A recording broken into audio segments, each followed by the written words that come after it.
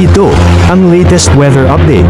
Alamin ang pinakasariwang ulat panahon ngayon dito sa Information TV Educational Channel. Nakikita po natin patuloy pa rin yung pag-iral ng Northeast Monsoon o hanging amihan, particular na sa Luzon at Visayas. Makikita po ninyo, maninipis, halos walang mga kaulapan na nakakaapekto dito sa bahagi ng Luzon at Kabisayan dito sa ating bansa. Habang maulap na kalangitan ang mararanasan na may mga malaking posibilidad ng mga pagulan sa bahagi naman ng Mindanao, lalong-lalo na po sa may silangang bahagi ng Mindanao. Inaasahan kasi natin, posible magkaroon po ng shear line dito sa may eastern section ng Visayas at Mindanao, at maaaring sa mga susunod na araw ito ay magdadala ng mga pagulan, lalong-lalo na sa may silangang bahagi ng Visayas at Mindanao. Ang magandang balita naman po sa ngayon, wala tayong minomonitor na anumang low pressure area. Posible po na hanggang sa pagtatapos ng buwan ng Enero, wala na po tayong inaasahang bagyo at in the next 2 to 3 days. Pero patuloy pa rin po tayong magmo-monitor.